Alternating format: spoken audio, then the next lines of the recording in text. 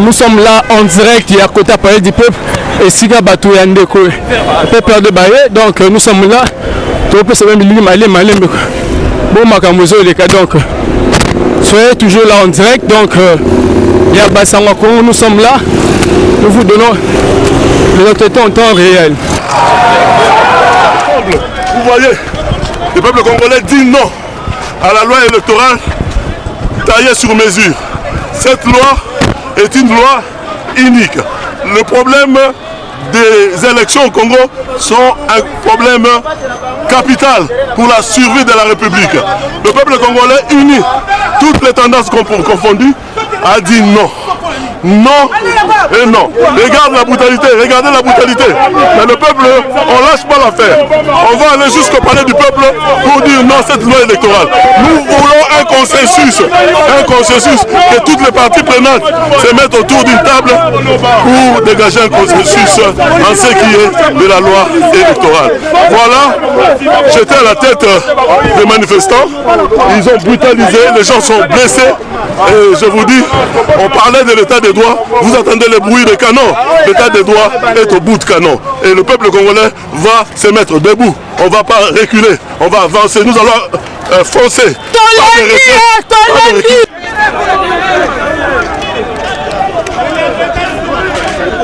Dans mon monde,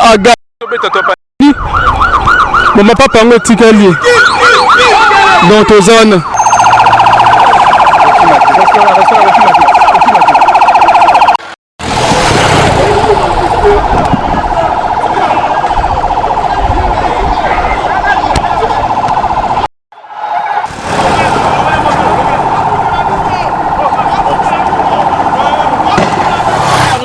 Tilomo, Tika Congo, Kende Toboyo, de voter au thé, Kende Tika Biso calme. Merci.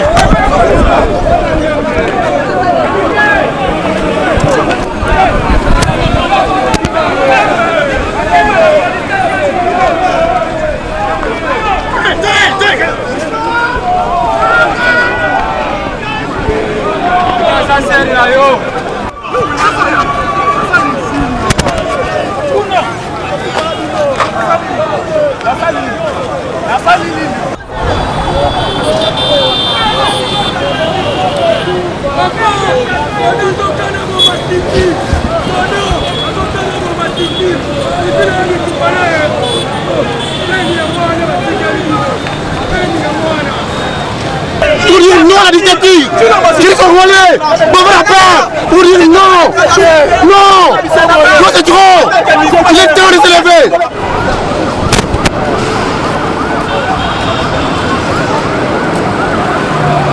Vous êtes témoin, il y a violence, il y a balle réelle.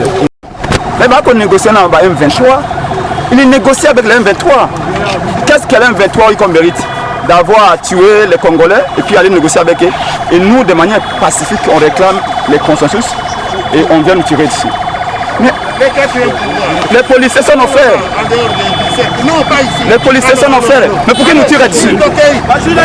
C'est pour les consensus. Même les consensus, ça va être en direct à la télévision. Pour moi, on a été donc on a posté. Donc à Simé Bila à ma beauté. De manière pacifique, on a consensus. Pourquoi nous tirer d'ici?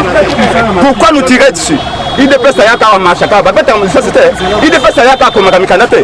La police va vendre la vision. On se va vendre qui n'a pas de vision. Pourquoi violenter? Pourquoi on a combattu la banque de Zamba Yebi, Bitumba Oto Kenauti Nasuka 2023, mais c'est le mot doit partir de manière pacifique. De manière pacifique. Tokoya sous.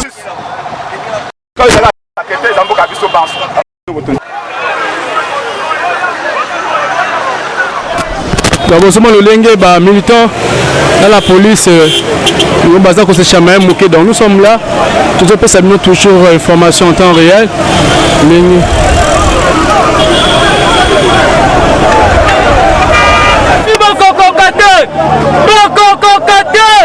Peuple congolais d'ennemi, peuple congolais boyi ba loi électorale wana esengeli ba consensus seulement esengeli ba to Vanda, Esengeli FSC Vanda, Union Salité Vanda, Lamuka Vanda, Société Civile Solema. Quand l'élection est à la apaisée, quand l'élection est à proximité, quand l'élection est à sur mesure, Toboyi Yango, Toboyi, Tolobi, Tokoti Kate, vendredi prochain, Toza Izuzu Nabino, Sibo Kolemba, Mboso, Nabeni Yomba la combien? Mboso, Toboyi, Yokata.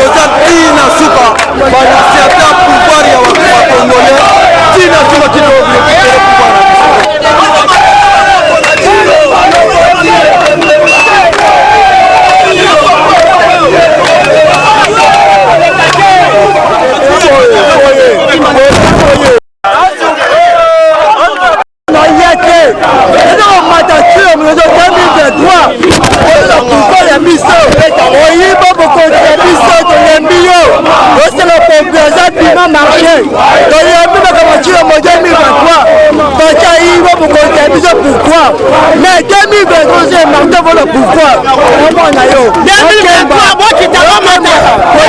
Combien de la police militaire? Bobo Wissaga Massassi. 2023, Torolingato Koufa. 2023, Torolingato Koufa. Moi, son anti-lombo. Et ça nous a dit que nous sommes un peuple. Dans un endroit qu'on réclame, article 64. Nous sommes croyants, on va pas tout faire. La police, on va empêcher du son. Pas qu'il y ait un reste pour les 3 ans pour ça. Ce qui va pouvoir, ça va dire, on est bagité. Ça va pouvoir, ça va dire, peuple, c'est que Dieu, on l'a tapé, c'est dans ma belle, c'est tout le monde 2023. Nous sommes la partie de la souka.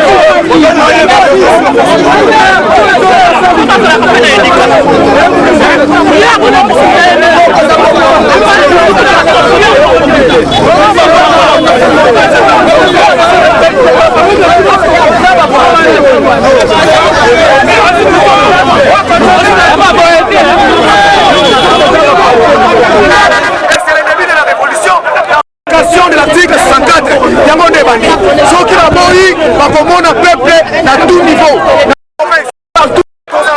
senio ekoleka te mokolo moko te.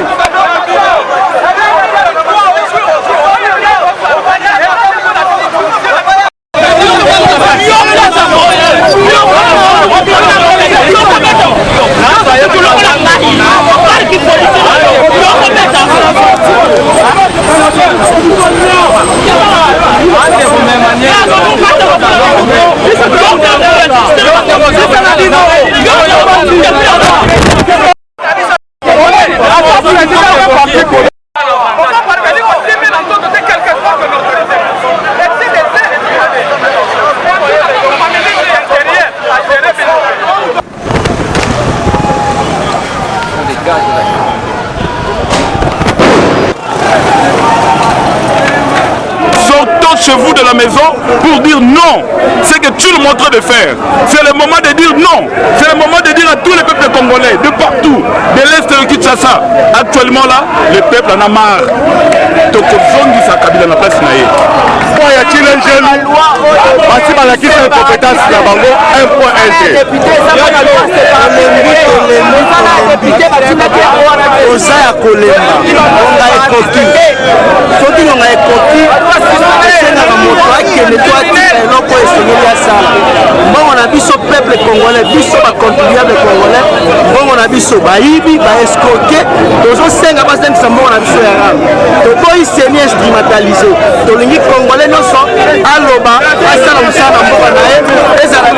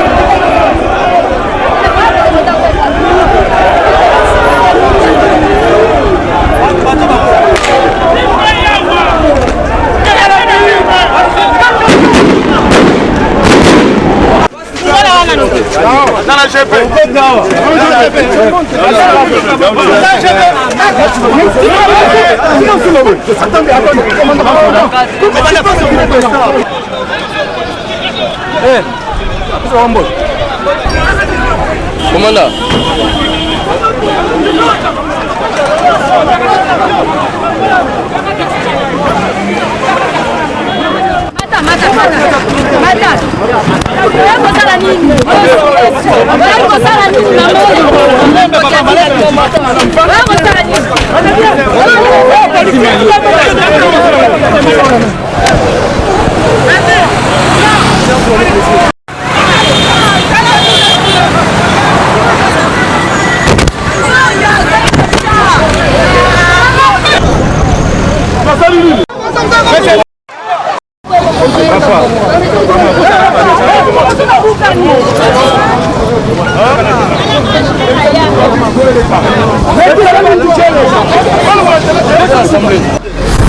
Vous avez vu les matériels non létales.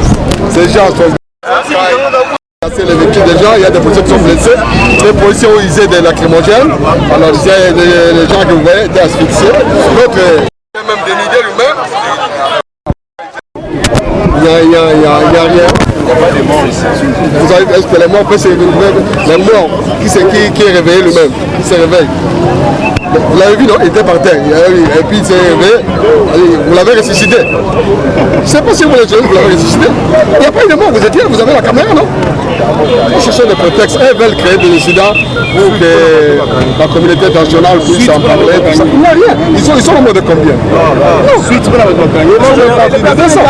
les personnes qui sont ils sont là, il n'y a aucun problème. Ils sont des gens qui cherchent.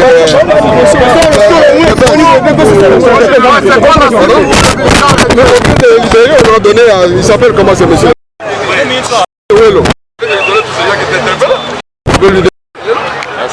Avant votre arrivée, est-ce que vous êtes en démocratie? zone epekisami arrêté ya gouverneur ezali bango babaki babatake na conseil de batake yango te biso tokoyeba bainstruction ya gouverneur celui qui gère l'ordre public oza matériel anti-émeute mpaka babeti mabanga baconseil butuka bato bapolisier bazoki tobeti lacrymogène tobeti massage te alors motu moko azalaki alongaki bilamba azalaki bolungu omonaki ye osani tobeti lacrymogène akwei aza fixe omoni oyo akufi moto akufi ya sekle ye moko eza bateate basala elekoya te tobimi bon biso toza policier respect de l'autre, il va agir. On en est là, on va reprendre les mesures. Il y a beaucoup de monde à profiter, beaucoup de rester à faire normal. La crémogène est un sac, ma police est bazoki. Je suis sous contrôle, c'est glacé comme fluide. On te bakana qui bango ouais loyer, sur loyer, on ne sait pas tout là. Mais ouais loyer, il y a l'ingito kanaye pour ça la baisse. Donc on kanaye de cette occasion. J'attends le général de Tongo. Merci beaucoup.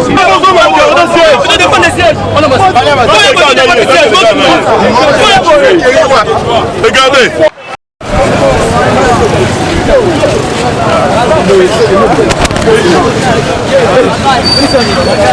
Ce que nous demandons, c'est de pouvoir écouter, c'est de pouvoir savoir ce que nous réclamons, quel est l'objet de la manifestation. Malheureusement, on a comme l'impression qu'on dirige par défi, on ne veut pas écouter le peuple.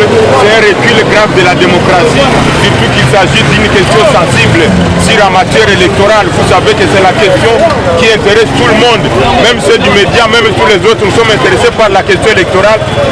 Et dès lors qu'on observe des agitations, des agissements, des actions pareilles, une répression barbare, une répression indescriptible, c'est regrettable. Donc on a comme l'impression que ceux qui nous dirigent ne veulent pas écouter la population. Pourtant nous leur demandons de nous suivre, de nous écouter conformément aux mécanismes garantis par la Constitution. Et donc c'est regrettable. Il y a un recul grave de la démocratie qui a tendance de faire à une dictature. Ce que nous dénonçons et les acteurs de la société civile vont aller jusqu'au bout, jusqu'à ce qu'on puisse être écoutés.